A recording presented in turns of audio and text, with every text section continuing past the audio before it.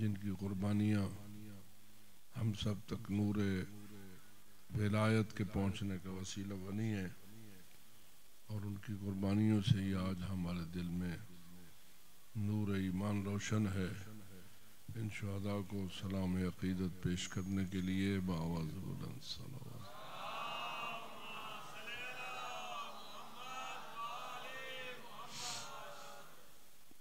تب اللہ کے ساتھ اللہ اکبر اللہ اکبر یا رسول اللہ یا رسول اللہ یا علی یا علی اللہم۔ ہمارے عقیدہ اور ایمان کے مطابق جتنا تولا واجب ہے اتنا ہی دشمنان آل محمد سے تبرہ واجب ہے۔ اس لیے ان ہستیوں کے قاتلوں، ظالموں اور دشمنوں سے اظہار برات کے لیے اور ان کی اس خباثت کی مذمت کے لیے بآواز بلند صلوات۔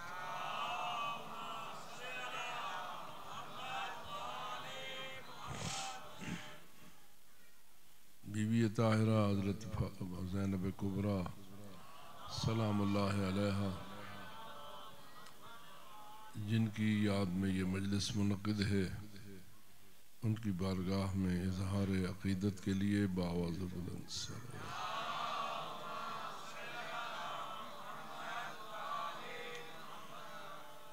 ان کی تعزیت بارگاہ حضرت ولی العصر امام زمان علیہ الصلوۃ والسلام کی خدمت میں پیش کرنے کے لیے بآواز بلند صلوات۔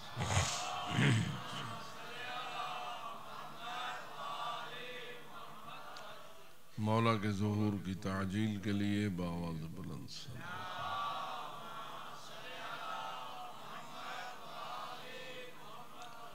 ماشاءاللہ لا حول ولا قوة الا باللہ العلی العظیم۔ رب اشرح لی صدری ویسر لی امری واحلل عقدۃ من لسانی یفقہوا قولی۔ اعوذ باللہ من الشیطان اللعین الرجیم۔ بسم اللہ الرحمن الرحیم۔ الحمد للہ رب العالمین، والصلاة والسلام على اشرف الانبیاء والمرسلین، سیدنا و نبینا و مولانا ابی القاسم محمد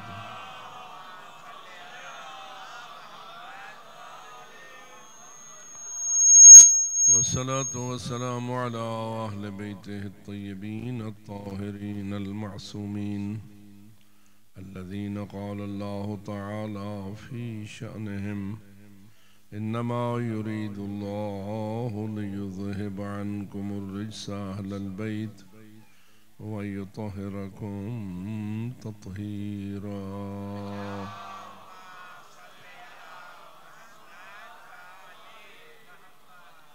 ورحمة الله على أحبابهم وأصحابهم وشيعتهم أجمعين، ولعنة الله على أعدائهم وقاتليهم ملعونين من يوم ظلمهم إلى أبد الآبدين۔ أما بعد، فقال الله العظيم في كلامه الحكيم، بسم الله الرحمن الرحيم، ومن الناس من يشري نفسه ابتغاء مرضات الله واللہ رؤوف بالعباد۔ صلوات۔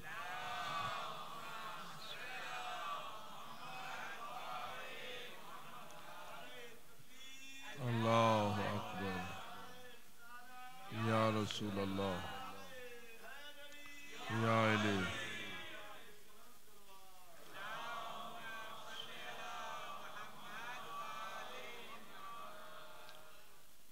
وقت قلیل ہے، مختصر سا بیان آپ کی خدمت میں عرض کرنے کی سعادت پاتا ہوں۔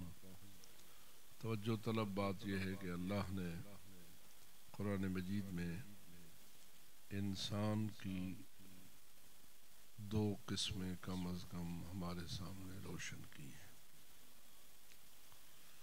ویسے تو سارے انسان ہیں، اپنے کھانے پینے، رہنے سہنے، بدن، جسم کے اعتبار سے سارے ہی انسان ہیں، لیکن قسمیں اس طرح بنتی ہیں کہ انسان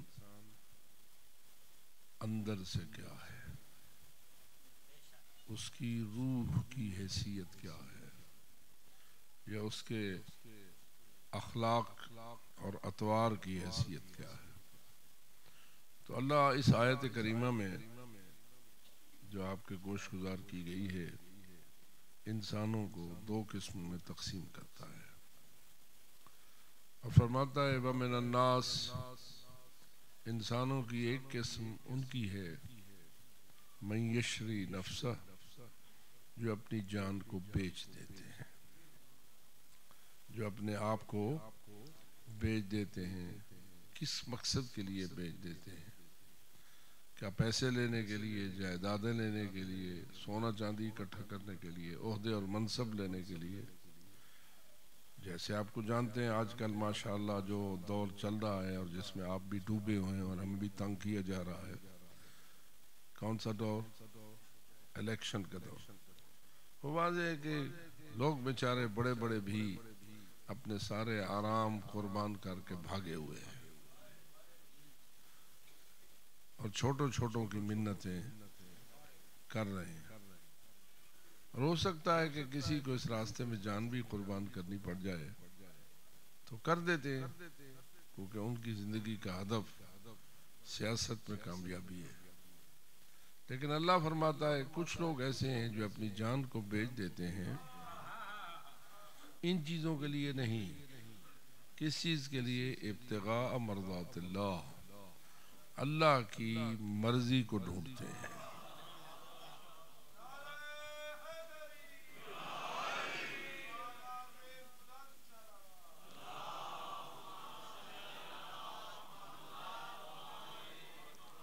رضائے الہی کی تلاش میں یا رضائے الہی کے حصول کے لیے جب اللہ ان سے یہ چاہتا ہے کہ میرے مشن کے لیے جان دے دو، میرے مشن کے لیے اپنی جان قربان کر دو، یا دوسرے الفاظ میں اپنی زندگی بیچ دو، تو وہ ایسے ہیں کہ جو اللہ کی رضا کے لیے اور اس کی خوشنودی کے لیے جان کو بیچ دیتے ہیں۔ ہماری حالت تو یہ ہے کہ ہم ایک سجدہ بھی مشکل سے دیتے ہیں اس کی رضا کے لیے۔ بہت سارے لوگ ہیں جو مثلا اس قسم کے نعرے لگا کر لوگوں کو گمراہ کرتے ہیں کہ نماز تو کربلا میں شہید ہو گئی، ہم کیوں نماز پڑھیں؟ تو میں پوچھتا ہوں کیا امام حسین کربلا میں شہید نہیں ہو گئے؟ تو آپ حسین کے قریب کیوں جاتے ہیں؟ آپ حسینیت کے نعرے کیوں لگاتے ہیں؟ بہت سارے پاگل ایسے ہیں اور بہت سارے پاگل ان کے کہنے پہ پاگل ہو جاتے ہیں۔ ہم مسجد کے قریب کیوں جائیں؟ کہ مسجد تو مولا علی کی شہادت کی جگہ ہے، مولا علی کی قتل گاہ ہے۔ تو پھر میرا سوال یہ ہے، اگر مولا علی کی قتل گاہ مسجد کوفہ بنی اور تم مسجد میں جانے کے لیے تیار نہیں ہو تو پھر کربلا کو بھی چھوڑ دو۔ کربلا میں ایک علی تو شہید نہیں ہوا، کتنے علی شہید ہوئے؟ عزاداری کی بھی چھوڑ دو، ماتم کو بھی چھوڑ دو، مصائب بیانی کو بھی چھوڑ دو، پھر تمہیں پیسے کمانے کے لیے مصائب یاد آتے ہیں، نماز کے لیے مسجد کی مخالفت کرتے ہو۔ تو اس کا مطلب یہ ہوا کہ لوگوں کو گمراہ کرنے کے لیے اٹکل پچھو استعمال کرتے ہیں۔ مجھے یاد ہے ایک واقعہ سنایا گیا مجھے فیصل آباد میں۔ آپ جانتے ہیں کہ آپ جیسے مومنین کی ایک بستی فیصل آباد کے پڑوس میں بنام سدھو پورہ بھی قائم ہے۔ سدھو پورہ ایک بستی ہے لیکن جس کے سارے باسی تقریباً مومنین ہیں، مہاجرین ہیں، پنجاب مشرقی سے ہجرت کر کے ادھر آباد ہوئے تو ان کو وہاں ایک جو گاؤں ملا اس کا نام ہے سدھو پورا. سدھو پورا نام بھی بتا رہا ہے کہ پہلے کن کا ہوگا. خیر وہ آباد ہو گئے, اللہ نے ان کو ایمان کی دولت سے نوازا ہے مومنین ہے. لیکن ان میں سے کچھ لوگ ایک ایسی شخصیت کے دام میں پھنس گئے جو اسی نظریے کا پجاری تھا اور اس نظریے کا مرشد تھا, یعنی دوسروں میں یہی نظریہ پھیلاتا تھا. ایک بڑا ملنگ اس کے دام میں پھنس گیا اور اس کا پکا مرید بن گیا. خوب یہ بتائیے کہ ایسے پیر اور مرید پر بھی موت آتی ہے یا نہیں؟ جی, موت تو ایسی سخت چیز ہے, وہ نہیں دیکھتا کہ یہ علی کا دوست ہے یا علی کا دشمن ہے, اللہ کو مانتا ہے یا نہیں مانتا, رسول اللہ پہ ایمان رکھتا ہے یا نہیں رکھتا, 14 کے نام کا نعرہ لگاتا ہے یا نہیں لگاتا. اللہ نے ابتدا سے ازل سے یہ فیصلہ کر دیا تھا کہ کل نفس, جس کو زندگی دوں گا اس کو موت کا ذائقہ بھی چکھاؤں گا. اور اسی لیے بڑے شعراء نے کہا جب احمد مرسل نہ رہے کون رہے گا. سب سے بڑی ہستی تو رسول اعظم صلی اللہ علیہ وآلہ وسلم کی تھی, ان کے نام پہ ایک صلوات ضرور پڑھیے.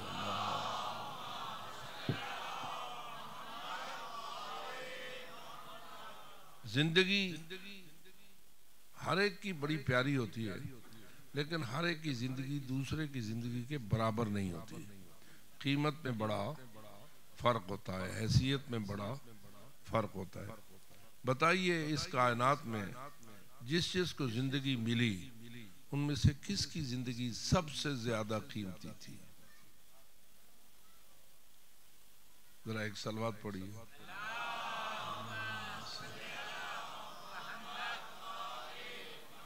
یہ جن ہستیوں پر آپ نے صلوات پڑھی ہے, آپ پڑھنے والوں کی زندگی زیادہ قیمتی ہے یا جن پہ پڑھی ہے ان کی زندگی زیادہ قیمتی ہے؟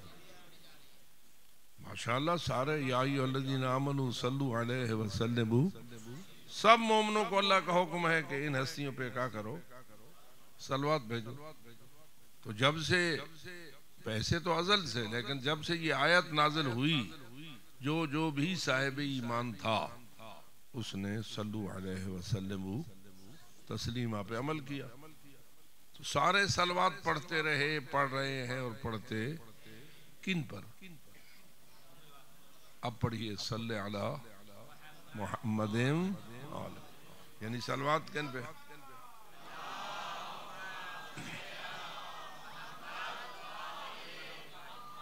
آپ صلوات پڑھنے والوں کی زندگی زیادہ قیمتی ہے یا ان کی زندگی زیادہ قیمتی ہے جن پہ صلوات بھیج رہے ہو؟ ٹھیک ہے, یہ تو ایک چھوٹا سا بچہ بھی سمجھ جاتا ہے کہ جن پہ ہم صلوات بھیجتے ہیں ان کی زندگی ہم سے اتنی بڑی قیمتی ہے, اتنی بلند ہے کہ زمین و آسمان کا فاصلہ کم ہے لیکن امت اور رسول کا فاصلہ زیادہ ہے. لیکن کیا اللہ نے محمد و آل محمد کو بھی شہادت کا ذائقہ چکھایا یا نہیں؟ یہ آپ کا گریہ, آپ کا رونا, آپ کا ماتم, تذکرے ہیں تو اسی لیے نا کہ ان کو کس طرح شہید کیا گیا, ان کی زندگی کا اختتام کیسے ہوا. مجلس یہی ہوتی ہے. جب آپ مصائب پڑھتے ہیں تو مصائب میں پڑھنے والا کسی کی زندگی کے آخری واقعات کو اپنے انداز میں بیان کرتا ہے اور آپ اس بیان سے متاثر ہو کر اپنا گریہ پیش کرتے ہیں. خواہ وہ پہلا معصوم ہو, دوسرا ہو, تیسرا ہو, ان کا کوئی عزیز ہو, ان کا کوئی رشتہ دار ہو, ان کا کوئی مرید ہو, جو بھی ہو, بہرحال ان کی زندگی کا جو آخری مرحلہ ہوتا ہے جس میں وہ اپنی زندگی قربان کرتے ہیں, وہ ہمارے لیے ذکر مصیبت بن جاتا ہے, اور ہم اس ذکر مصیبت کو اپنے لیے عبادت سمجھتے ہیں اور اپنے لیے باعث بخشش سمجھتے ہیں. کہ جتنے آپ کے آنسو بہیں گے کیا اتنے گناہ بخشے جائیں گے یا نہیں؟ عجیب غریب روایات معصومین نے فرمائی ہیں کہ اگر ذکر مصیبت ان ہستیوں کا فقط تیری آنکھوں میں اتنی نمی لے آئے جتنا ایک مچھر کا پر ہوتا ہے، پتہ نہیں میری بات آپ سمجھیے یا نہیں؟ آنسو بہانا، داڑھی کا تر ہو جانا، رخساروں پہ پانی کا بہنا، یہ تو بڑا اونچا درجہ ہے نا. یہ تو فقط اس درجے کی بات ہے کہ اتنی نمی آپ کی آنکھ میں پیدا ہو کہ اس کنارے پر اتنا سا نشان پڑ جائے جیسے مچھر کا پر ہوتا ہے. تو جو رہی ہے، جو اتنا سا بھی پانی پیش کرے مصیبت حسین پر، وجبت لہ الجنہ، اس پہ جنت واجب ہے اور اس کے گناہ بخشے جائیں.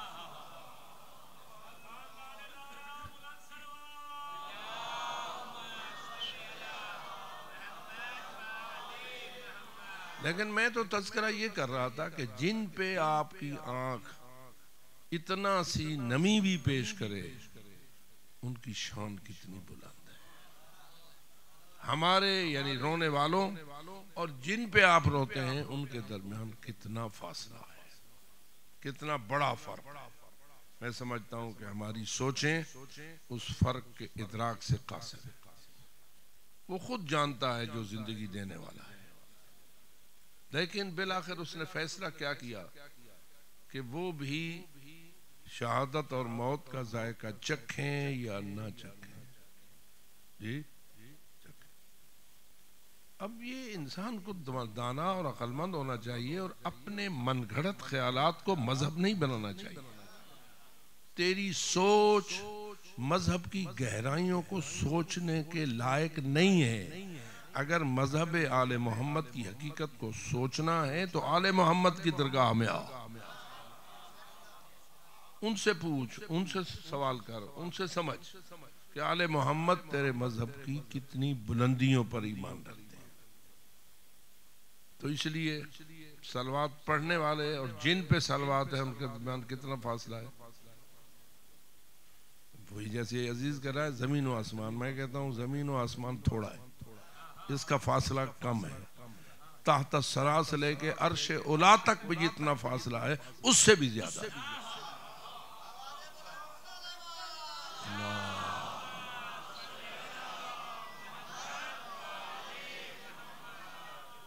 لیکن موت کا ذائقہ برحق ہے، ماننے والوں بھی آتا ہے اور دشمنوں پہ بھی. سدھ پوری کی بات میں نے آپ کو کی. پھنسانے والے نے ایک ایسے مومن کو اپنے دام میں پھنسا لیا اور وہ پھنس گیا، جس نے ساری زندگی اس کے خیالات کی ترجمانی کی اور اس کا پکا مرید بن گیا. اللہ آپ کو شیطان کا مرید بننے سے بچائے. کیا خیال ہے، شیطان ہی مرید بنائے دے یا نہیں؟ ویسے شیطان کے مرید رحمان کے مریدوں سے زیادہ ہوتے ہیں یا تھوڑے ہوتے ہیں؟ آپ کے علم میں. اور اس نے جانا ہوا تھا، خود شیطان بھی جانتا تھا کہ جب میں اپنی کاروائیاں ان انسانوں پہ شروع کروں گا تو اللہ کے مرید کم ہوں گے اور میرے مرید زیادہ ہوں گے. جب حضرت آدم کے سجدے کے ذریعہ آزمائش ہوئی نا، آزمائش پہلی آزمائش تقریباً یہی تھی کہ اللہ نے حکم دیا آدم کا سجدہ کرو. تو کیا ابلیس نے سجدہ کیا؟ شیطان نے سجدہ کیا؟ نہ کیا. اللہ نے فرمایا تو نے کیوں نہیں سجدہ کیا؟ دسو اللہ کو پوچھنے دا حق ہے یا نہیں؟ جانتا تھا لیکن آپ کی ہدایت کے لیے پوچھ رہا تھا. میں یہ دسے سی تے وال قیامت تک ان دا جواب اے گسونا نالے سمجھے سن تے انہاں کو ہدایت تھی. تو اللہ نے اس سے پوچھا کہ میں نے جو امر کیا تھا تو نے سجدہ کیوں نہیں کیا؟ اللہ نے امر کیا تھا یا نہیں؟ اس امر تو جب میں تجھے امر کر چکا تھا تو تو نے اس سجدے سے انکار کیوں کیا؟ جواب اس کا آج تک ہمارے لیے باعث ہدایت ہے. کہتا ہے میں اپنے آپ کو آدم سے افضل سمجھتا ہوں اس لیے کہ اس کو تو نے مٹی سے پیدا کیا ہے اور مجھے آگ سے پیدا کیا. اس پہ بھی غور کیجئے. اس نے 3 باتیں کی ہیں.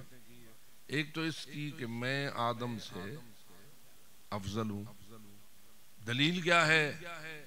کہ مجھے تو نے آگ سے پیدا کیا ہے اور آدم کو تو نے جو مٹی سے پیدا ہوا وہ کمتر ہے اور جو آگ سے پیدا ہوا وہ افضل ہے. تو اس نے کہڑی شاید جو پیدا تھا جیتی بیٹھے ہو. تو شیطان کیا دے اپنے خیال میں شیطان تم سب سے افضل ہے. تم سب سے اپنے آپ کو افضل سمجھتا ہے. اس افضل سمجھنے کی وجہ سے اس نے آدم علیہ السلام کے سامنے سر جھکانے سے انکار کر دیا اور اللہ کے حکم کی پرواہ نہ کی. کتنا اچھا ہے وہ مٹی والا جو اس فکر کا شکار نہیں ہوتا. اور جو اس کا شکار ہو جائے وہ پھر چلا گیا شیطان کے کھاتے میں یا نہیں. تو اسی تو پورے کہ اس مومن کو موت آ گئی اور جس کا میں اشارہ کر رہا ہوں فوت ہو گیا. فوت تو تھیندے بندہ یا نہیں چنگا ہوئے تے بھاوے ماڑا ہوئے فوت تو ہونا ہے. وہ فوت ہو گیا. اب فوت ہونے کے بعد کیا اس کا غسل ہو کفن ہو جنازہ ہو دفن ہونا چاہیے یا نہیں؟ سچی بات یہ ہے کہ اللہ کے نزدیک جس کا ایمان اور عقیدہ درست نہیں ہے نہ اس کا غسل ہے نہ اس کا کفن ہے نہ اس کا جنازہ ہے نہ اس کا دفن ہے. حتیٰ کہ مسلمانوں کے قبرستان میں اس کو دفن کرنا بھی جائز نہیں. کیا خیال ہے آپ اس مسئلے کو مانتے ہیں؟ لیکن چونکہ ہم لوگ اس کے اندر کی حقیقت سے پوری طرح آشنا نہیں ہوتے اور وہ ظاہراً اللہ اکبر بھی کہتا ہے اشہدو ان لا الہ الا اللہ بھی کہتا ہے اشہدو ان محمد رسول اللہ بھی کہتا ہے. تو ہم اس 2-3 شہادتوں کی وجہ سے اس کو مسلمان سمجھتے ہوئے اس کو غسل بھی دیتے ہیں کفن بھی پہناتے ہیں جنازہ بھی پڑھتے ہیں اور دفن بھی کر کے اس کا فاتحہ بھی پڑھتے ہیں. لیکن جو کچھ ہم اس کے بارے میں سمجھتے ہیں کیا وہی آخری چیز ہوتی ہے یا اصل وہ ہے جو اللہ اس کے بارے میں جانتا ہے؟ یہ جو آپ ہمیشہ سنتے ہیں اللہ علیم بما فی الصدور سینوں کے اندر جو باتیں چھپی ہوئی ہیں اسے کون جانتا ہے؟ ہم تو نہیں جانتے. ہم تو جو ظاہر دیکھ رہے ہیں کہ اس نے اذان بھی سنی ہے اشہد ان لا الہ الا اللہ بھی کہا ہے اشہد ان محمد رسول اللہ بھی پڑھا ہے اشہد ان علی ولی اللہ بھی پڑھا ہے سنا ہے. ہمارے نزدیک وہ مومن ہے تو ہم اس کو سارے باتیں کریں گے کیونکہ ہم پر فرض ہے. لیکن اللہ کے فرشتے توجہ ہے ملک الموت آئے گا تو موت آئے گی یا بغیر ملک الموت کے آئے موت آ جائے گی؟ ایک آلی ذرا میں کو سمجھاؤ. جتنی تیزی سے بھی موت آئے ایک لمحے کے لیے دیر نہ لگے اور بندہ فوت ہو جائے. ہوتے ہیں نا ایسے لوگ. یہ جلدی سے جلدی موت کیا ملک الموت کے بغیر آ سکتی ہے؟ نظام خداوندی کیا ہے جی؟ ملک الموت آتا ہے تو موت آتی ہے. اگر ملک الموت نہ آوے تو موت پہلے آوے سی. موت کی جرت نہیں ہے وہ پابند ہے حکم خداوندی کے مطابق ملک الموت کی. اچھا اب ملک الموت جو آتا ہے وہ انسان ہے یا فرشتہ ہے جی؟ فرشتہ ہے. فرشتہ اندر دیکھ لیتا ہے یا نہیں؟ اپنے اوپر قیاس نہیں کرنا چاہیے. ابھی آپ بیٹھے ہیں یہاں کتنے کرامن کاتبین آپ کے ساتھ موجود ہیں. جتنے آپ ہیں اتنے ڈبل کرامن کاتبین موجود ہیں. ان کا کام کیا ہے؟ فقط نیکیاں لکھنا یا برائیاں بھی لکھنا؟ بولو نا، ہاں نیکیاں تے کھڑے ہو. نماز پڑھو گے تو بھی لکھے گا ایک، نہیں پڑھو گے تو بھی لکھے گا. دائیں والا نیکیاں لکھ رہا ہے اور بائیں والا برائیاں لکھ رہا ہے. اب ادھر سے مجلس میں مارتا ہے نعرے اور نماز سے بھاگتا ہے.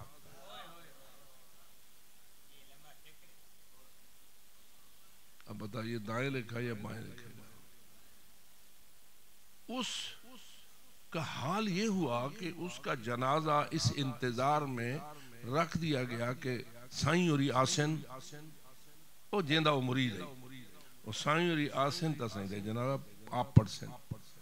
سائیں اوری ذرا دیر کر دیتی، انہوں نے دھوپ دا ٹائم آ تے مسجد دے سائے تلے مرید دا جنازہ رکھ چھوڑا.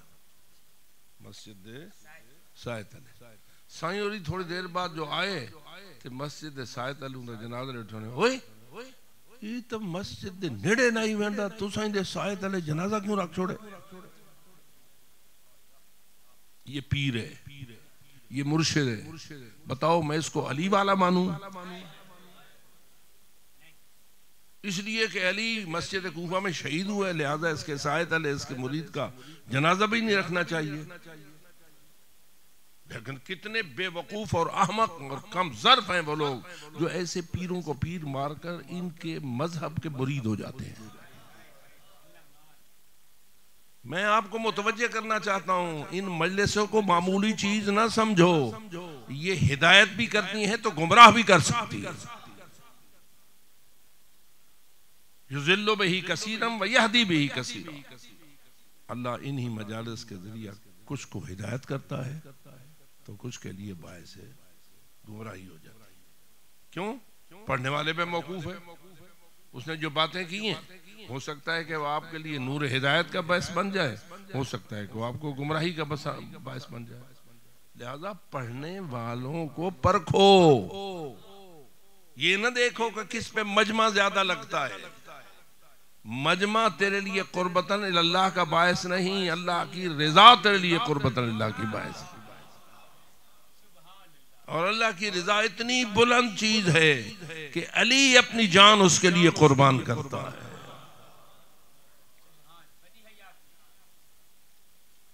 کیا کیا رسول اکرم نے جب دشمن قتل کرنے کے لیے اکٹھے ہوئے اور چاہا کہ آج رات اکٹھے حملہ کر کے رسول کے بدن کے ٹکڑے کر دیں گے؟ میرے خیال میں اگر رسول اس ٹکڑے ہو جاتے تو شہید ہوتے یا نہ ہوتے، ان کی عزت بڑھ جاتی ہے کم ہو جاتی؟ بڑھ جاتی. لیکن اللہ کا فیصلہ دیکھ، اللہ چاہتا ہے نہیں، میرا بھی نظام ہدایت مکمل نہیں ہوا. الیوم اکملت لکم دینکم والی منزل ابھی نہیں آئی، لہذا رسول تو اپنی جان بچا، تو چلا جا.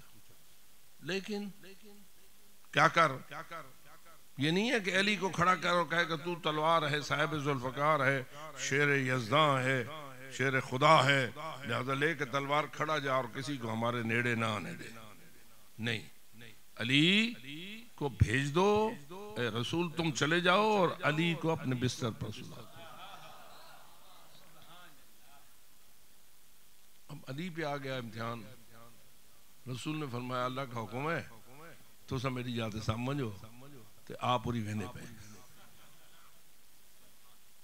ٹھیک ہے. اب علی نے بھی یہ نہ کہا یا رسول اللہ لوڑ کے لیے توڑے ونجن دی میں کوئی اجازت دو تو سا اپنا عقیدہ دسو.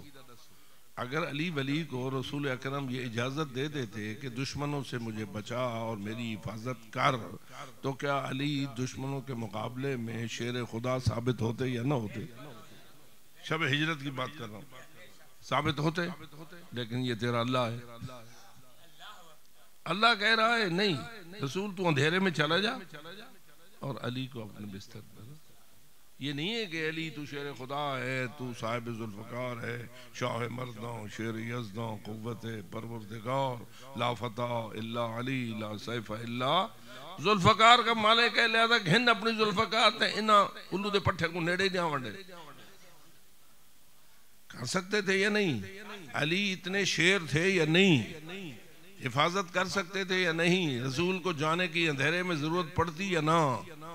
لیکن اپنے اللہ سے پوچھا ہے اللہ تو رسول کو اندھیرے میں بھیج رہا ہے، علی کو بستر پہ سلا رہا ہے۔ علی سے پوچھا گیا یا علی ایسا حکم ہے، آپ کا پروگرام کیا ہے؟ اب آپ خود روزانہ سنتے ہیں علی ولی نے کہا اگر میں آپ کے بستر پر سو جاؤں تو آپ تو بچ جائیں گے نا۔ خر ساجدا للشکر، علی نے وہیں سجدہ شکر دیا۔ یہ سجدہ شکر کس کا تھا؟ علی نے کس ذات کا سجدہ دیا تھا؟ کس لیے دیا تھا؟ تو جو ہو رہی ہے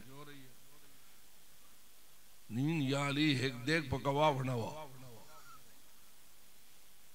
وہ بھی عبادت ہوتی لیکن کام وہ افضل ہوتا ہے جو افضل کے لیے کیا جاتا ہے۔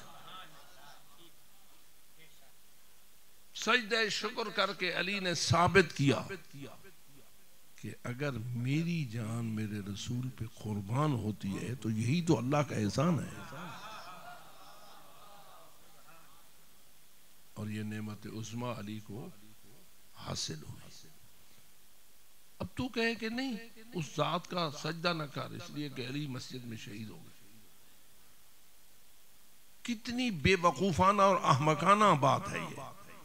یعنی اس کا مطلب ہے تو چاہتا ہے کہ لوگ کربلا کو چھوڑ دیں، لوگ ماتم چھوڑ دیں، تو ادھر سے ماتم کی بات کرتا ہے ادھر سے نماز کی دشمنی کرتا ہے۔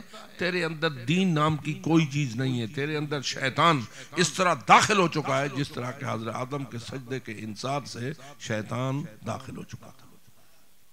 کہا تھا نا کہ یہ مٹی سے بنا ہے، میں اللہ کے مخلوق یہ بتا کس نے کہا ہے سجدہ کر؟ کسی اور نے کہا ہے؟ کس نے کہا ہے؟ اللہ کو پتا کہ نہیں یہ مٹی دے تو بھائی جو توجہ ہو رہی ہے۔ اب اگر اللہ کہتا ہے سجدہ کر تو سجدہ سب سے افضل ہے نا، تیری دماغ کی جو بے وقوفی ہے اس کو سامنے کیوں لاتا ہے؟ یعنی گویا اللہ نے اس یزید کے جواب شیطان کے جواب کے ذریعہ قیامت تک آنے والوں کو ہدایت کی ہے اپنے دماغ کی سوچ پہ اتنا بھروسہ نہ کر جتنا آل محمد کے فرمان پہ بھروسہ۔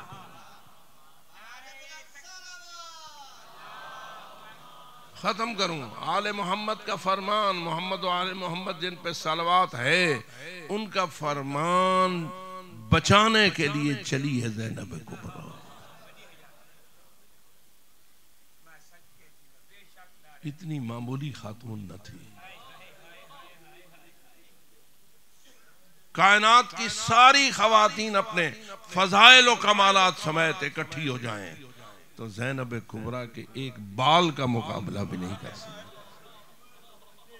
ثانی زہرا ہے، اگر سیدت و نساء العالمین اپنے زمانے میں بی بی فاطمہ زہرا ہے تو زہرا بتول کے بعد ان کی جانشین خاتون کون ہے؟ اور میں سمجھتا ہوں کوئی معمولی قربانی نہیں دی۔ کتنا احساس تھا حضرت مولا علی امیر المومنین کو کہ جب حضرت عبداللہ ابن جعفر سے نکاح ڈال رہے تھے تو کہا عبداللہ میری بیٹی شریعت کی پابند ہے، تیرے ساتھ نکاح کے بعد اس کی ذمہ داری ہو جائے گی کہ تیرے دروازے کی دہلیز کو باہر نہیں نکلے گی مگر تیری اجازت کے بغیر۔ یہ میں پھر آپ کو توجہ دلاؤں گا، عبداللہ افضل تھے یا زینب افضل تھی؟ شوہر تو تھے لیکن کیا عبداللہ کی شان بلند ہے یا دختر زہرا کی شان بلند؟ دختر زہرا اپنی اس عظیم شان کے باوجود علی کہہ رہے ہیں تیرا شوہر اب عبداللہ ہے، تیرے لیے بھی اجازت نہیں ہے کہ اس کی اجازت کے بغیر تو ان کے دروازے سے باہر نکلے، لیکن اے عبداللہ میں تجھے وصیت کرتا ہوں ایک دن زینب کبریٰ کو حسین مولا ساتھ لے جانا چاہے تو میری وصیت یہ ہے کہ میری بیٹی کو جانے کی اجازت دے دینا۔ یہ تو تمہارے اپنے بنائے ہوئے بہت سارے قصے ہیں جن پہ تبصرہ کرنے کی مجھے اجازت نہیں ہے کہ کہیں تیرے آبگینوں کو ٹھیس نہ لگ جائے. کیسے ہو سکتا ہے کہ عبداللہ راہ زینب میں رکاوٹ ڈالے؟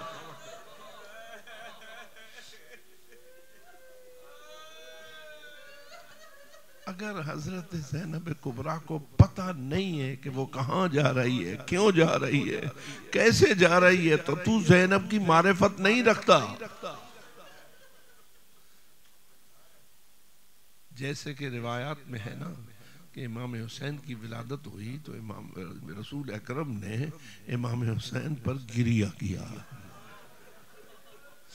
اور جب بی بی طاہرہ زہرا سلام اللہ علیہ نے پوچھا یا رسول اللہ آپ میرے بیٹے کو گود میں لے کر کیوں رو رہے، تو فرمایا یہ جبریل مجھے بتا رہا ہے میری اس امت کا ایک گروہ ہوگا جو میرے اس حسین کو پیاسی حالت میں شہید کرے. روایات میں یہ بات نقل ہے کہ کبھی کبھی امام حسین کے گریبان کو کھول لیتے تھے رسول اکرم اور بدن کے مختلف حصوں پر بوسے دیتے تھے. کوئی اگر یہ پوچھتا تھا یہ ایک بوسہ پیشانی پہ ہوتا ہے، بوسہ چہرے پہ ہوتا ہے، پیار کا بوسہ تو ان مقامات پر ہوتا ہے، آپ گریبان چھوڑ کر بدن کے مختلف حصوں پہ کیوں بوسے دیتے ہو؟ تو جواب آئے گا حضرت رسالت مآب کا کہ جہاں جہاں کوئی زخم ہوگا میں ہر اس جگہ کو بوسہ دینا چاہیے.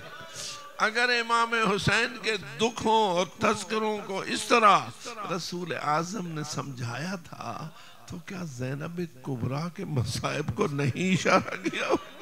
کیا اپنی بیٹی کے مصائب کی طرف اشارہ نہ کیا کیا ہوگا؟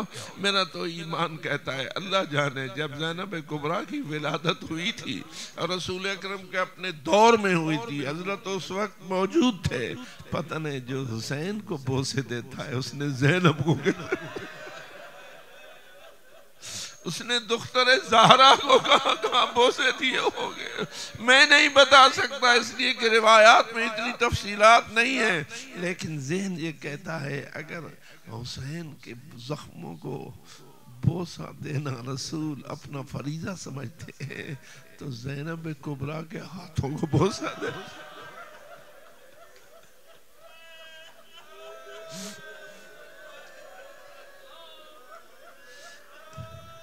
اور بتا اس بی بی نے زنجیروں میں کیوں جکڑی گئی، اس کو رسیوں میں کیوں باندھا گیا، اس کے ہاتھ پسے گردن کیوں باندھے گئے، اس کے سر سے چادر کیوں چھینی گئی؟ اتنا دکھ ہے. بس اوقات کبھی ذہن کہتا ہے اے میرے مولا حسین تیری گردن کے کٹ جانے کی مصیبت اتنی بڑی نہیں ہے جتنی دختر زہرا کی چادر کے جانے.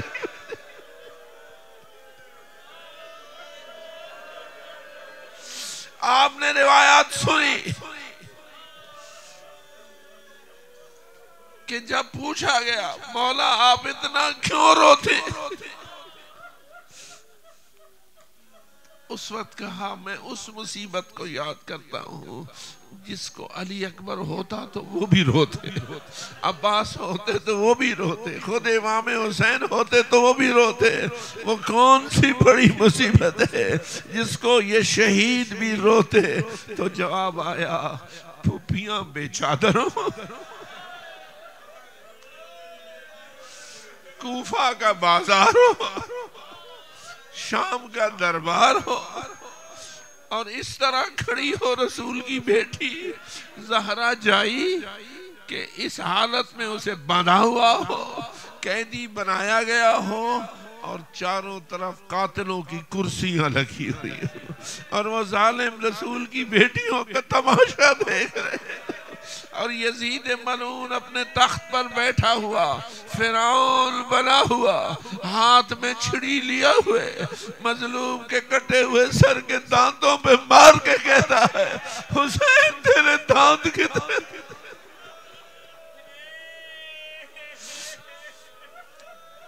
ذرا بتاؤ آپ جب یہ جملے سنتے ہیں تو آپ کا دل دکھی ہوتا ہے.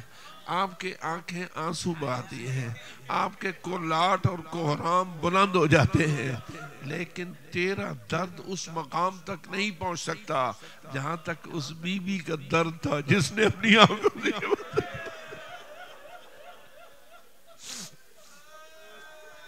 اے دختر زہرا، تیرے اس قلب کو سلام، تیرے اس جگر کو سلام جس نے آنکھوں سے یہ مناظر دیکھے، کربلا دیکھی، کوفہ دیکھا۔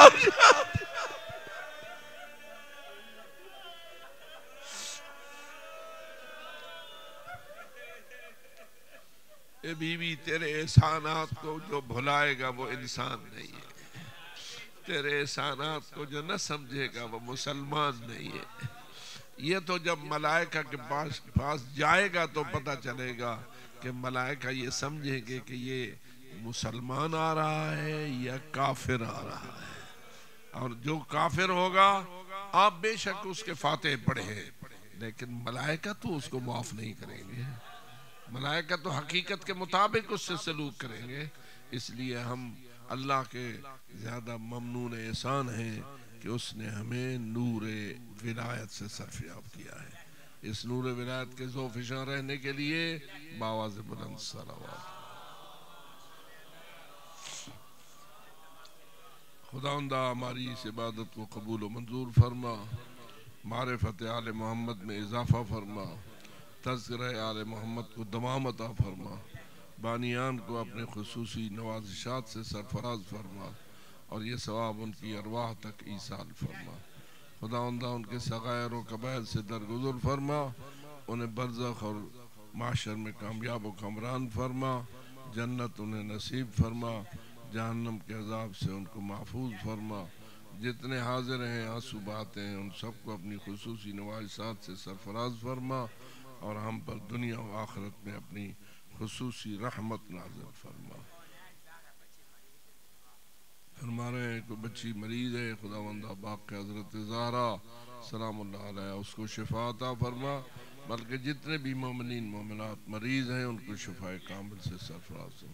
اللہم ربنا تقبل منا انکا انت السمیع العلیم، واغفر لنا وارحمنا وتب علینا انکا انت التواب الرحیم، بفضلک ورحمتک۔